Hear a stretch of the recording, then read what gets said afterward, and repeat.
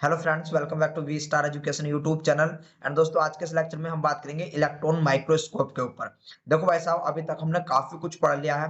कौन कौन से माइक्रोस्कोप पढ़े हैं माइक्रोस्कोपी में? हमने पढ़ा है आपका कि आपका सिंपल माइक्रोस्कोप क्या होता है, कंपाउंड माइक्रोस्कोप क्या होता है, ब्राइट फील्ड माइक्रोस्कोप क्या होता है, डार्क फील्ड माइक्रोस्कोप क्या होता है, फेज कंट्रास्ट माइक्रोस्कोप क्या होता है, इनके प्रिंसिपल क्या होते हैं, फ्लोरोसेंस माइक्रोस्कोप क्या होते हैं। इसी के अंदर गाइस हमने एपीफ्लोरोसेंस माइक्रोस्कोप पढ़ा, हमने कनफोकल माइक्रोस्कोप पढ़ा, ठीक है ना। ये आपके हम माइक्रोस्कोप पढ़ चुके हैं। लेकिन गाइज यहाँ तक जो आपने माइक्रोस्कोप अभी तक पढ़े हैं, वे सारे के सारे जो उसमें इल्यूमिनेशन सोर्स है गाइज, उसमें इल्यूमिनेशन सोर्स क्या आपका लाइट, ठीक है ना। यानी कि हमने लाइट का यूज किया है, इसलिए इन माइक्रोस्कोप को हम लाइट माइक्रोस्कोप के नाम से भी जानते हैं।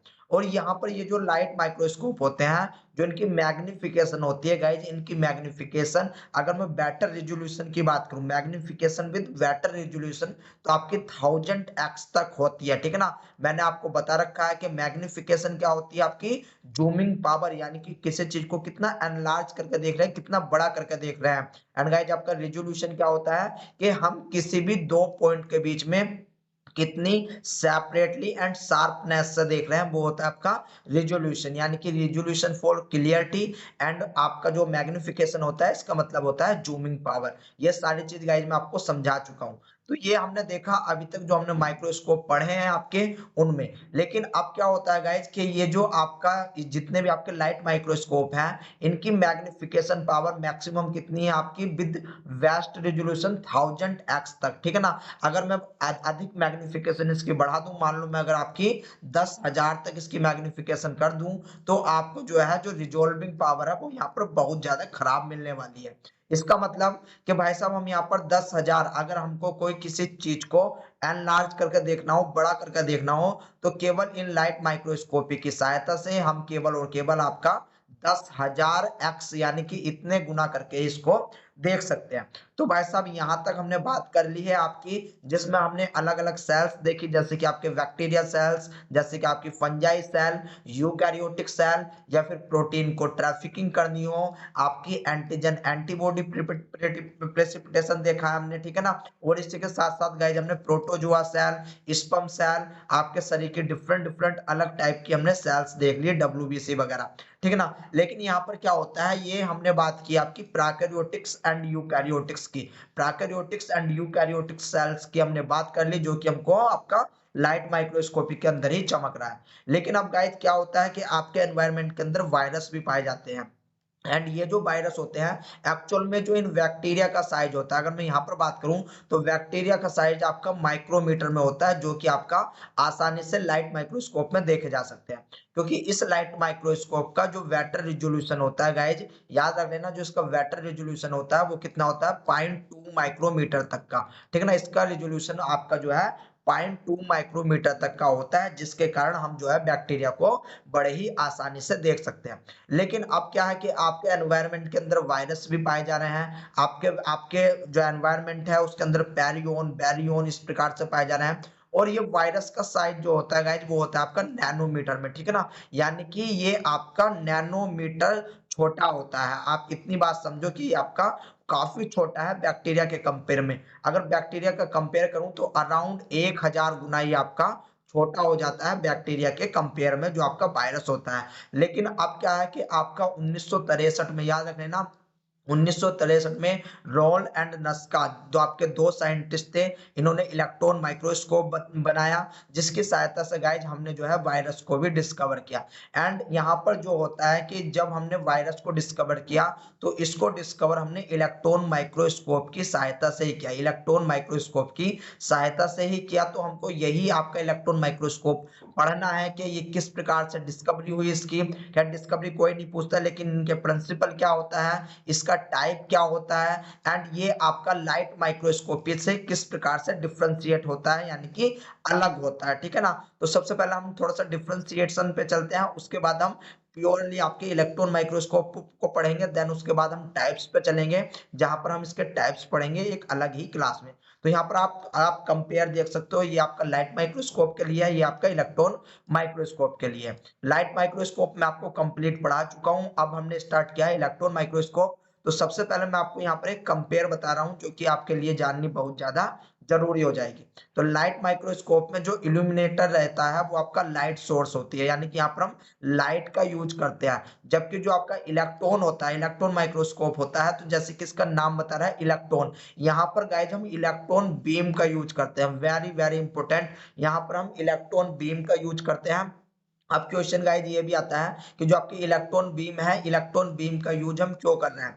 एक्चुअल में जो यहाँ पर वेवलेंथ होती है, अब वेवलेंथ का मैं आपको थोड़ा सा बता दूं, तो यहाँ पर अराउंड आप जो है 500, या फिर आप इसको कर सकते हो, मैं यहाँ पर दूसरा पेन ले रहा हूँ ग्रीन कलर का, यहाँ पर आप जो है अराउंड 400 टू, मुझको लाल ही लेना पड़ेगा क्योंकि यहाँ पर चल नहीं रहा, तो यहाँ पर अराउंड आप जो है, मैं इसको दोबारा से लिख रहा हूँ गाइज, तो आप यहाँ पर अराउंड 400 से लेकर के 800 नैनोमीटर, 800 नैनोमीटर की वेवलेंथ का यूज करते हो लाइट माइक्रोस्कोपी में। जबकि जो इलेक्ट्रॉन माइक्रोस्कोप होता है, यहाँ पर जो आप वेवलेंथ यूज करते हो वो आप अराउंड 0.2 माइक्रोमीटर, ठीक है ना, 0.2 नैनोमीटर, 0.2 नैनोमीटर की वेवलेंथ का यूज करते हो। एंड गाइज मैंने जब आपको लाइट माइक्रोस्कोपी में रिजोल्यूशन पढ़ाया था, वहां पर मैंने आपको बताया था कि ये जो रिजोल्यूशन होता है ये डी पे डिपेंड करता है, इनवर्सली प्रोपोर्शनल होता है। ये डी क्या होती है, ये आपकी लिमिट होती है बिटवीन 2 पॉइंट, ठीक है ना, लिमिट आपकी डिस्टेंस है बिटवीन 2 पॉइंट। अब यहाँ पर मैंने आपको बताया था कि डी बराबर आपका क्या होता है, 0.61, 0.61 अपॉन लैम्डा अपॉन एन, इसको बोलते हैं न्यूमेरिकल अपर्चर, या फिर इसको बोल देते हैं n n sine theta, n sine theta. तो गाइज याद करो, मैंने आपको बताया था कि अगर आपका लैम्डा, लैम्डा आपका जितना छोटा रहेगा, ये लैम्डा मतलब वेवलेंथ, वेवलेंथ आपकी जितनी शॉर्टर रहेगी, वेवलेंथ आपकी जितनी शॉर्टर होने वाली है, उतनी ही आपको शार्प इमेज मिलेगी, अच्छा रिजोल्यूशन मिलने वाला है। तो यहाँ पर जो वेवलेंथ है वो आपकी 400 टू 800 नैनोमीटर, जबकि यहाँ पर जो इलेक्ट्रॉन में यूज करते हैं, इलेक्ट्रॉन माइक्रोस्कोप में यहाँ पर करते हैं 0.2 नैनोमीटर की हम जो है वेवलेंथ का यूज करते हैं। तो अब आप खुद समझ सकते हो कि आपको वेटर रिजोल्यूशन कहां पर मिलने वाला है, मतलब कि आपको जो वेटर रिजोल्यूशन है वो आपको इलेक्ट्रॉन माइक्रोस्कोप में ही मिलेगा, चूंकि हम यहाँ पर जो लैम्डा यूज कर रहे हैं 0.2 नैनोमीटर का कर रहे हैं, ठीक है ना। आई इतनी बात समझ में। दूसरी बात देखो कि स्पेसिमेन प्रिपरेशन, यहाँ पर जो आपके स्पेसिमेन प्रिपरेशन होता है लाइट माइक्रोस्कोप में, specimen preparation takes usually few minutes to hours, live और डेड स्पेसिमेन में बी सीन। यहाँ पर क्या होता है कि जो आपका लाइट माइक्रोस्कोप होता है, हम सिंपल से आपका स्टेनिंग करते हैं, ठीक है ना, और स्टेनिंग करने में मैक्सिमम जो है हमको 1 आवर या फिर 2 आवर लग जाएगा। जो आपका एसिड फास्ट स्टेनिंग आती है वो भी आपकी अराउंड 10 मिनट के अंदर, 10 से 15 मिनट के अंदर हो जाती है, ठीक है ना। तो यहाँ पर आपको ज्यादा टाइमिंग नहीं लगता। और इस लाइट माइक्रोस्कोप के अंदर गाइस हम लाइव माइक्रो ऑर्गेनिज्म या फिर आपके डेड माइक्रो ऑर्गेनिज्म, दोनों प्रकार के माइक्रो ऑर्गेनिज्म को देख सकते हैं। लेकिन आपका जो इलेक्ट्रॉन माइक्रोस्कोप होता है, जो आपका इलेक्ट्रॉन माइक्रोस्कोप होता है, यहाँ पर आप जो भी स्पेसिमेन देख रहे हो, जो भी सैंपल देख रहे हो, एक तो वो हमेशा डाइड रहेगा, यानी कि मरा हुआ रहेगा, ठीक है ना, आपको जो है मरा हुआ ही रहने वाला है। ऐसा क्यों? क्योंकि यहाँ पर आपको हैवी मेटल की डाई यूज करनी पड़ती है, हैवी मेटल की डाई यूज करनी पड़ती है। एंड दूसरी बात, जो आप स्पेसिमेन तैयार करोगे, उस स्पेसिमेन तैयार होने में कम से कम आपके 1 दिन, 2 दिन, 3 दिन लगने वाले हैं। यहाँ पर आपको समय चाहिए होता है काफी ज्यादा, क्योंकि गाइज यहाँ पर जो आपका स्पेसिमेन होता है उसके लिए एक अलग से ही नाइफ आता है, एक अलग से ही आपका डायमंड नाइफ आता है, जिसके लिए आपको उसको कट करना पड़ता है, उसको क्या करना पड़ता है, आपको आपको जो है स्टेन करना पड़ता है अच्छे से। तो उसमें आपके 2-3 दिन चले जाते हैं एक ही स्पेसिमेन को प्रिपेयर करने के लिए, यानी कि specimen preparation usually takes few day, यानी कि कुछ दिन लगते हैं। और यहाँ पर केवल और केवल आपको डेड या फिर ड्राइड स्पेसिमेन ही मिलने वाला है जिसकी आप स्टडी करते हो, ठीक है ना। यहाँ पर देखो, इसके बाद जो आपका लाइट माइक्रोस्कोप होता है, इसमें हम condenser, objective and eye pieces lens का यूज करते हैं, are made up of glass, जो कि आपके ग्लास के बने हुए होते हैं, कांच के बने हुए होते हैं। लेकिन यहाँ पर गाइज हम इलेक्ट्रोमैग्नेटिक का यूज करते हैं। यहाँ पर जो लेंस होते हैं वे एक्चुअल में इलेक्ट्रोमैग्नेटिक के होते हैं, जो कि अपना स्पेसिफिक काम करते हैं, ठीक है ना। इलेक्ट्रोमैग्नेटिक किस प्रकार से होते हैं, कितनी कॉइल लगी हुई रहती है, कहाँ कहाँ पर लगे हुए रहते हैं, मैं अभी आपको बताने वाला हूँ। यहाँ पर अभी आपके कंडेंसर में इलेक्ट्रोमैग्नेटिक, ठीक ना, इनको बोलते हैं condenser electromagnetic lens and objective electromagnetic lens and आपका आई पीसेस, या फिर जिसको हम प्रोजेक्टर भी बोल देते हैं। इलेक्ट्रोमैग्नेटिक में हम जो आई पीसेस वाला लेंस होता है उसको बोलते हैं प्रोजेक्टर इलेक्ट्रोमैग्नेटिक लेंस, ठीक है ना। आगे लिखा हुआ है जो कि मैं आपको समझाने वाला हूँ आगे, ठीक है ना। तो यहाँ पर आपको पता चला कि यहाँ पर हम आपका इलेक्ट्रोमैग्नेटिक का यूज करते हैं, ना कि आपका गिलास का यूज करते हैं, ठीक है ना। इसके बाद देखो कि specimen is stain by colour dye. यहाँ पर जो स्पेसिमेन होता है वो आपके कलर डाई का यूज करते हैं, इसलिए यहाँ पर जो आपको इमेज मिलता है वो कलरफुल इमेज मिलेगा। यहाँ पर आपको कलरफुल इमेज मिलने वाला है, जबकि जो इलेक्ट्रॉन माइक्रोस्कोप रहता है उसमें आपको कोई भी कलरफुल इमेज नहीं मिलेगा, क्योंकि यहाँ पर हम यूज करते हैं हैवी मेटल, ठीक है ना। याद रख लेना, हैवी मेटल का यूज करा जाता है स्टेनिंग के लिए एंड कटिंग के लिए। जो आपका स्पेसिमेन होता है उसको काटने के लिए हम किस चीज का यूज करते हैं, तो आपका जो है डायमंड नाइफ हो गया या फिर किसी दूसरा फिलामेंट लिया जाता है जिसके थ्रू वो काटा जाता है आपका स्पेसिमेन। इसके बाद देखो कि लाइट माइक्रोस्कोप में it has low resolving power compare 0.2 micrometer to 0.3 micrometer, जहां पर मैंने आपको बताया था कि लैम्डा का जो यहाँ पर मान होने वाला है, जो लैम्डा का मान होता है यहाँ पर अराउंड 400 से लेकर के 800 नैनोमीटर तक होता है, ठीक है ना। 100 नैनोमीटर तक होता है, इसलिए यहाँ पर जो रिजॉल्विंग पावर है वो बहुत कम मिलती है कंपेयर टू इलेक्ट्रॉन माइक्रोस्कोप के। It's has magnification up to 500 to 1500, यानी कि 500 से लेकर 1500 आपको जो है मैग्निफिकेशन मिलती है विथ हाई रेजोल्यूशन, ठीक है ना।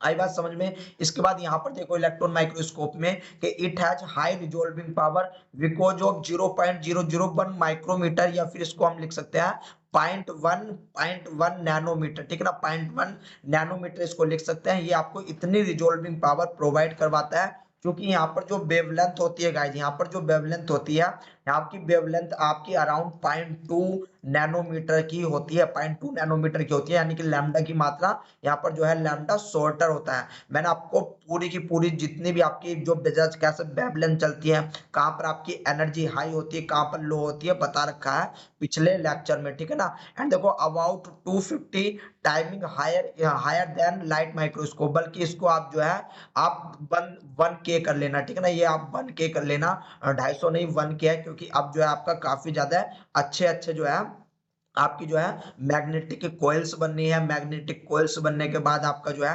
काफी अच्छे अच्छे आपके जो है एक प्रकार से आप कह सकते हो कि जो इलेक्ट्रोमैग्नेट है उनका अच्छा यूज करके आपका जो है रिजॉल्विंग पावर बढ़ाई जा रही है। तो अब जो है 1K तक की हो चुकी है। यहाँ पर याद रख लेना, जो आपका इलेक्ट्रॉन माइक्रोस्कोप होता है, जो अब न्यू का इलेक्ट्रॉन माइक्रोस्कोप है, आप किसी ऑब्जेक्ट को अराउंड पिकोमीटर तक देख सकते हो। पिकोमीटर तक देख सकते हो। पिकोमीटर कितना होता है, 12 की पावर सॉरी 10 की पावर 12, ठीक ना। 10 की पावर 12 वो भी माइनस के, ये आपका पिकोमीटर होता है। तो आप यहाँ तक भी अपना रिजोल्व करके देख सकते हो। It has a magnification more than 1 lakh x, यानी कि इसकी जो मैग्निफिकेशन होती है वो आपकी 1x तक होती है, 1 लाख एक्स तक होती है।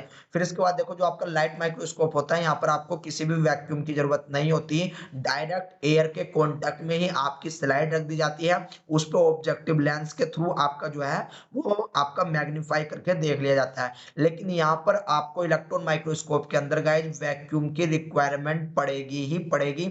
आपके जितने भी ये लेंस लगे हुए होते हैं, इलेक्ट्रोमैग्नेटिक लेंस लगे हुए होते हैं, जो आपका यहाँ पर देखने की कोशिश करो, ये जो आपका इलेक्ट्रॉन निकलता है, जो इलेक्ट्रॉन की रिक्वायरमेंट होती है वो आपके टंगस्टन फिलामेंट, ठीक है ना।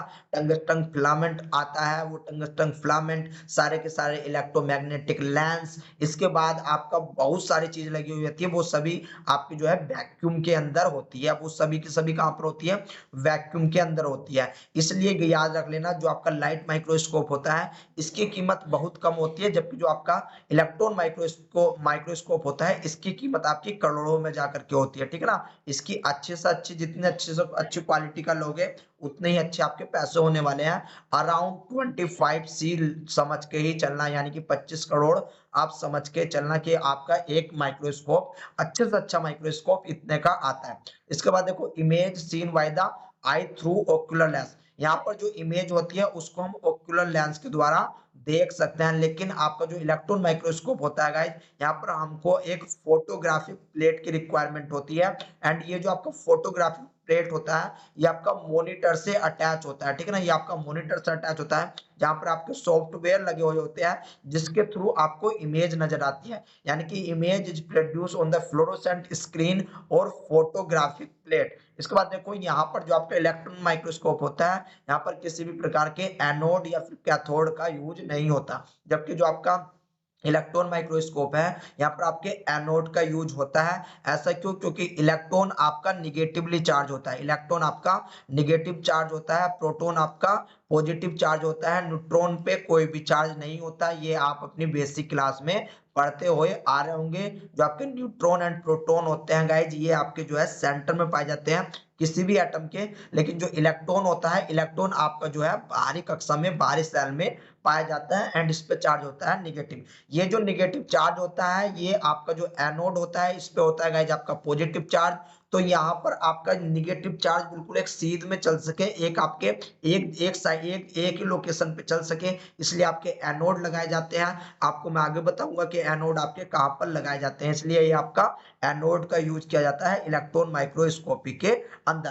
यहाँ पर देखो कुछ आपको इलेक्ट्रॉन माइक्रोस्कोप इस प्रकार का चमकता है जो कि आपको जो है ये वर्टिकल टाइप का माइक्रोस्कोप चमक रहा होगा। यहाँ पर देखो ये पूरा का पूरा यहाँ से लेकर के और यहाँ तक, यहाँ से लेकर के एंड गाइज यहाँ तक ये पूरा आपका वैक्यूम में होता है। यहाँ पर आपकी जो है धरी जाती है स्लाइड, यानी कि जो आपने स्लाइड प्रिपेयर किया वो आपकी स्लाइड रखी जाएगी एंड यहाँ पर देखा जाता है अकॉर्डिंग टू ये अब कौन सा माइक्रोस्कोप है। चूंकि जो आपके इलेक्ट्रॉन माइक्रोस्कोप होते हैं उनको बहुत सारे पार्टों में बांटा जाता है, लेकिन स्पेसिफिकली हम दो ही पढ़ते हैं। एक होता है आपका सैम, एक होता है सैम, दूसरा होता है आपका टैम, ठीक है ना, एक होता है आपका सैम, दूसरा होता है टैम। तो अब हम अलग अलग आपका डायग्राम देखेंगे कि कौन सा आपका सैम का एग्जाम है एंड कौन सा आपका टैम का एग्जाम है, ठीक है ना। अगर ये टैम होता है तब आपका जो सैंपल स्पेसिमेन है वो यहाँ पर रखा जाता है, ठीक है ना। तो हम अकॉर्डिंग योर कौन सा आपका माइक्रोस्कोप है उसी के हिसाब से देखने वाले हैं, लेकिन जस्ट यहाँ पर मैं आपको एक ओवरव्यू दे देता हूँ कि देखो ये पूरा का पूरा चैम्बर कैसा वैक्यूम चैम्बर है। सबसे ऊपर आपका जो है इलेक्ट्रॉन सोर्स होगा, इलेक्ट्रॉन सोर्स में आपका टंगस्टन हो सकता है, क्या हो सकता है, टंगस्टन का फिलामेंट लगा हुआ रहता है। इस टंगस्टन फिलामेंट को आपको जो है अपनी तरफ से लाइट देनी पड़ती है, अपनी तरफ से लाइट कह रहा हूँ, आपकी अपनी तरफ से हीट देनी पड़ती है, ठीक है ना। और वो जो हीट होती है गाइस वो अराउंड आपके 10 के वोल्टेज तक की होती है, कितने की, 10 के वोल्टेज तक की होती है, अराउंड 1 के टू 10 के वोल्टेज, यानी कि आपका किलो वोल्ट, सॉरी ये आपका किलो वोल्ट है, ये आपका किलो वोल्ट तक हो सकती है। इतनी आपको जो है पावर देनी पड़ती है जब आपका टंगस्टन से जो है इलेक्ट्रॉन निकलते हैं एंड ये इलेक्ट्रॉन आपके जो है एक ही सीध में चले, एक ही डायरेक्शन में चले, इसके लिए आपके जगह जगह पर एनोड लगे हुए रहते हैं, लेकिन आपका सभी में एनोड नहीं लगा हुआ रहता है, इस बात को भी याद रख लेना।